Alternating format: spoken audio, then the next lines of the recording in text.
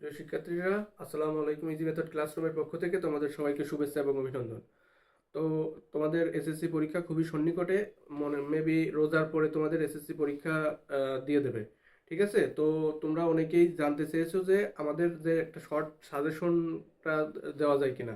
তো তারই প্রেক্ষিতে আজকে আমরা তোমাদের জেনারেল ম্যাথের শর্ট সিলেবাস নিয়ে আসছি। ঠিক আছে, যেটা করলে তোমরা অবশ্যই এখান থেকে অঙ্কগুলা কমন পাবা। ঠিক আছে, মানে তোমাদের দেখো বিস্তারিত দেওয়া আছে, গাইড বইয়ে সবকিছু বিস্তারিত কিন্তু দেওয়া আছে। ওইগুলাকে একটু ছোট করে আমি তোমাদের একটা সাজেশন দেওয়ার চেষ্টা করছি। এই সাজেশনটা আমি বানাইছি, আমি এখন বোর্ডে লিখে লিখে তোমাদের এই সাজেশনটা আমি এখন দিয়ে দেবো। তোমরা ইচ্ছা করলে খাতায় লিখে এটা নিতে পারো। ঠিক আছে, আচ্ছা দেখো, তোমাদের সাধারণ গণিতে 1 থেকে 17টা অধ্যায় আছে, মোট মোট 17টা অধ্যায়। ঠিক আছে, এই 17টা অধ্যায় থেকে যে প্রশ্নটা হয় সেই প্রশ্নের সিকোয়েন্স কিভাবে হয় আমি ওইটা একটু পরে বলবো। তার আগে প্রত্যেকটা অধ্যায় থেকে যে সংক্ষিপ্ত আকারে যে প্রশ্নগুলা, সেটা আমি সুন্দর করে একটা প্যাটার্নে বানাইছি। এটা তোমাদের এখন সুন্দর করে বোঝাচ্ছি আমি।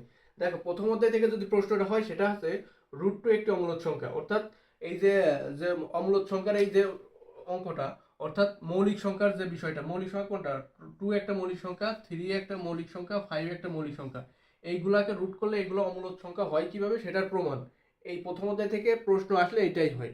ঠিক আছে, এবার দ্বিতীয় অধ্যায় থেকে কোনটা আসে, যে পাওয়ার সেট, অর্থাৎ পি অফ এক্স। মনে করো এ একটা সেট, ওই সেটের উপাদান সংখ্যা 4টা দেওয়া আছে। ঠিক আছে, ওইটাকে পি অফ এ আকারে প্রকাশ করলে কি মান আসে সেটা নির্ণয় করা হলো পাওয়ার সেট। ঠিক আছে, এই এই টাইপের প্রশ্ন হয়। আচ্ছা, তারপরে কোনটা আসলে ডোমেন নির্ণয় করার রেঞ্জ, অন্বয়, লেখচিত্র, এইগুলা, অর্থাৎ দ্বিতীয় অধ্যায় থেকে এই প্যাটার্নে প্রশ্নটা হইতে পারে সৃজনশীল। ঠিক আছে, এবার তৃতীয় অধ্যায়ের যে কোশ্চেনগুলা, তৃতীয় অধ্যায় দেখো আমি লিখছি যে x4 আর x5 এই দুটা কেন দিছে। এই দুটা দেওয়ার উদ্দেশ্য হলো, দেখো তোমাদের এই তৃতীয় অধ্যায়ে যে বীজগাণিতিক রাশির যে অধ্যায়টা আছে সেটা দেখবা বর্গ এবং ঘন অঙ্ক এই দুইটা অঙ্ক মিলে শেষ। ঠিক আছে, আর একটা জিনিস আছে, সেটা হলো 4ab একটা সূত্র আছে, 4ab, অর্থাৎ এই সূত্রটা, এইটারও একটা অঙ্ক আসতে পারে। ঠিক আছে, তো দেখো আমরা এইটার 4 দিছি আর 5 কেন দিছি, এইটাকে যদি আমরা বর্গ করি, এটাকে যদি x4 কে আমরা ভাঙি, x স্কোয়ার তার স্কোয়ার, দেখো এখানে বর্গের সূত্র চলে আসে। ঠিক আছে, এবার 5 কে যদি আমি ভাঙি, 5 কে ভাঙতে হলে x square plus 1/x² into x³ plus 1/x³। দেখছো, এই একটা অঙ্কের মধ্যে সূত্র দুইটা ঢুকে গেল। তাহলে যে সূত্রগুলো আছে তোমরা ওই সূত্র ওই প্যাটার্নে এই দুটো অঙ্ক করলেই আমাদের, প্লাস থাক মাইনাস থাক, এই দুটো অঙ্ক করলেই আমাদের 3 অধ্যায়ের সাজেশন ক্লিয়ার। ঠিক আছে, এবার দেখো চতুর্থ অধ্যায়ের 4.1 তোমাদের বইয়ের যে 21-22 আছে, তারপর 4.2 3-5 আছে, 4.3 13 আর 11 যে অঙ্কগুলো আছে এইগুলা ইম্পর্টেন্ট, এইগুলা করলেই সৃজনশীল ইনশাল্লাহ অ্যাকসেপ্ট পেয়ে যাবা। এবার পঞ্চম অধ্যায় কি আছে, তোমাদের যাদের হলো পাঞ্জেরি গাইড, আশা করি সবারই পাঞ্জেরি গাইড আছে। পাঞ্জেরি গাইড থেকে যে গাইডে যে সৃজনশীল আছে ওইগুলা করলেই তোমাদের পঞ্চম অধ্যায় কমপ্লিট। ঠিক আছে, আচ্ছা ষষ্ঠ অধ্যায় দেখো, ষষ্ঠ অধ্যায় আমাদের জ্যামিতিক পাঠ শুরু। হ্যাঁ, তো ষষ্ঠ অধ্যায় আছে উপপাদ্য, উপপাদ্য 15, উপপাদ্য 15টা দেখবা ওই ইসে দেওয়া আছে, বইয়ে দেওয়া আছে। আর 6.3 6.3 হলো 13, 12, 16, 19, 20, এই উপপাদ্যগুলো তোমাদের জন্য ইম্পর্টেন্ট। ঠিক আছে, এইগুলো করবা সুন্দর করে। আর দেখো 7 অধ্যায়ের সম্পাদ্য আছে 1, 2, 4, 5, এইগুলো সম্পাদ্য, আর উদাহরণ 3।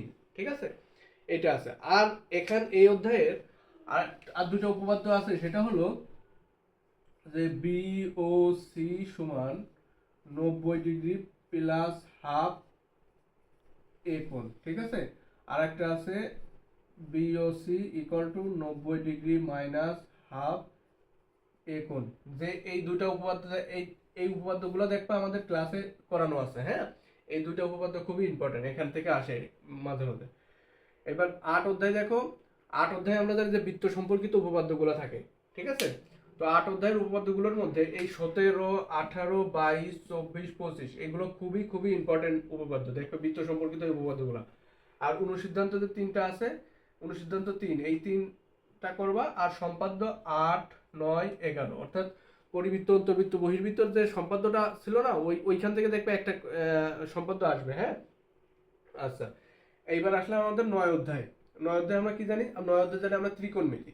ত্রিকোণমিতি দেখো 9.1 এর উদাহরণের যে অঙ্কগুলো আছে 11, অর্থাৎ 9, 10, 11 উদাহরণ, ঠিক আছে? আর অনুশীলনীর 11, 15, 21, 22, 23, 24, 25 এইগুলা।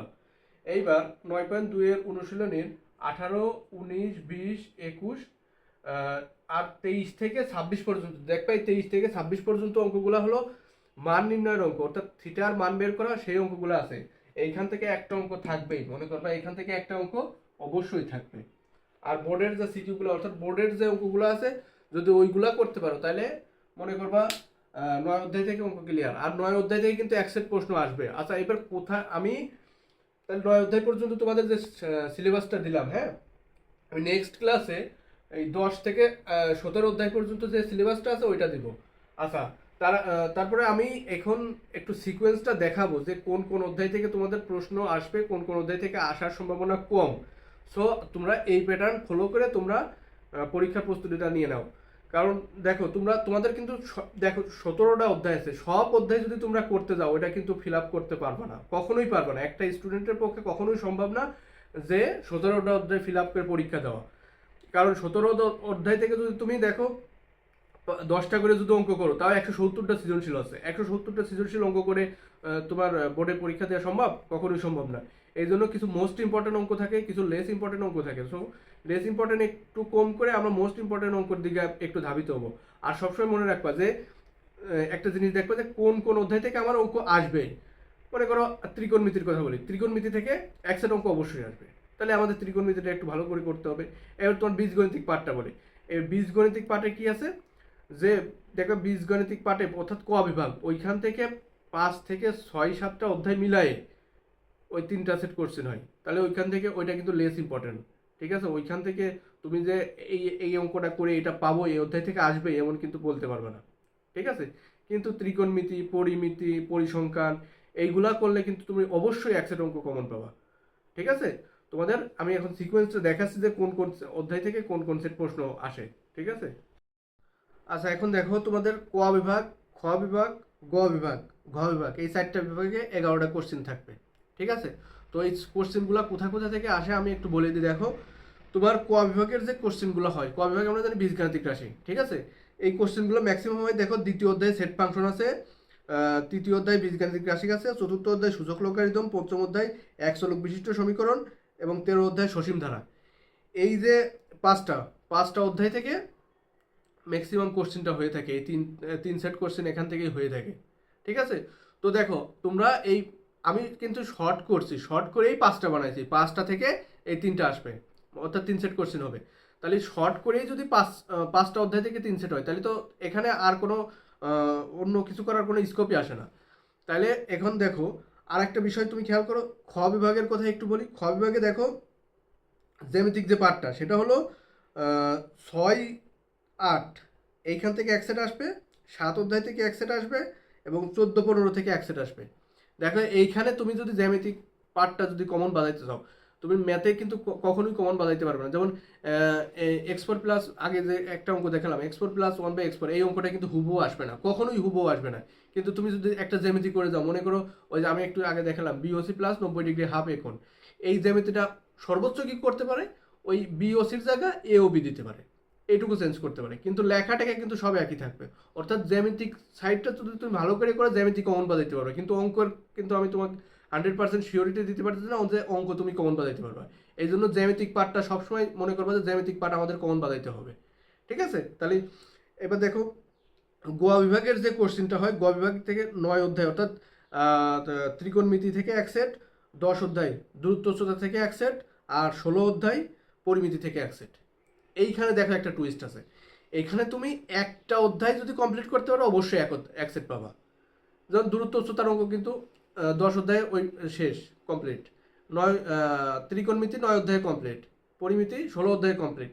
তাহলে এখান থেকে দেখো একটা অধ্যায় যদি তুমি ফুলফিলভাবে কমপ্লিট করতে পারো একটা সেট অঙ্ক পেয়ে যাবা, ঠিক আছে? তারপরে ঘ বিভাগের কথাই আসি। ঘ বিভাগে কি আছে, 17 অধ্যায়ে যে পরিসংখ্যান আছে, পরিসংখ্যান আমি তোমাদের করাইছি, আমাদের ক্লাস দেওয়া আছে, দেখবা গড়, মধ্যক, প্রচুরক, গড়, মধ্যক, প্রচুরক এবং আয়তলেখ, অজীব রেখা, বহুভুজ, এই 6টা পার্ট যদি করতে পারো তুমি 2 সেট কমন পাবা, আর 2 সেটের মধ্যে 1 সেট তুমি অবশ্যই লিখতে পারবা, অবশ্যই। ঠিক আছে? তো এখন তোমরাই ডিসাইড করো যে কোনটা করলে কোনটা ভালো পারবা, এবার কোনটা করলে তোমরা কমন ভালো পাবা। আশা করি তোমরাই এখন বুঝতে পারছো। কারণ দেখো, তোমাদের ক বিভাগের কথা আমি আবার বলি, 5টা অধ্যায় মিনিমাম করে 3টা সেট কমন বাঁধাইতে হবে। এবার খ বিভাগে অল্প কিছু জ্যামিতি করে তুমি কমন বাজাইতে পারো, তাহলে খ বিভাগটা করতে হবে ভালো করে। এবার গ বিভাগটা তিন তিন অধ্যায় করলে 3 সেট কমন পাবো, তাহলে গ বিভাগ ভালো করে করবা। এবং ঘ বিভাগে তো করতেই হবে, ঘ বিভাগ পরিসংখ্যান, এটা আশা করি তোমার সবাই ম্যাক্সিমাম মানুষ পরিসংখ্যান পারে। ঠিক আছে? তো আমি সর্বোপরি যে কথাটা বলতে চাচ্ছি আর কি, হ্যাঁ, যে তোমরা সবসময় ফোকাস দিবা হলো পরিসংখ্যান, ত্রিকোণমিতি, পরিমিতি এবং দূরত্বস্থতা এবং জ্যামিতি, এইগুলাতে যদি তুমি ফোকাস দাও, দেখো তোমার এই দিকে যদি 5 সেট কমন বাজাইতে পারো, 5×10=50, আর ওইদিকে যদি অঙ্ক কমন আসতেও পারে নাও পারে। ঠিক আছে? যদি নাও আসে, যদি ওই রিলেটেড কিছু যদি তোমার অঙ্ক আসে, তাহলে যদি তুমি ওইখানে 3টার মধ্যে 2টা করতে হবে।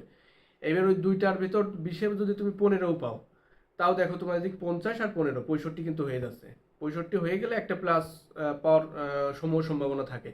তাহলে যদি তোমার ভালো রেজাল্ট এই জেনারেল ম্যাথে করতে হয়, অবশ্যই কিন্তু খ, গ, ঘ এই 3টা বিষয়ের উপর অবশ্যই ফোকাস রাখতে হবে।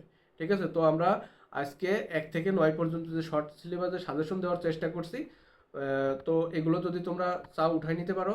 আমি নেক্সট দিন আমি 10 থেকে 17 অধ্যায়ের যে শর্ট সিলেবাসটা আছে, শর্ট সাজেশনটা আছে, এটা আমি তোমাদের দিয়ে দেবো ইনশাল্লাহ। ঠিক আছে? তো সবাই আগামী ক্লাস দেখার অপেক্ষায় থাকো এবং সুস্থ থাকো, ভালো থাকো।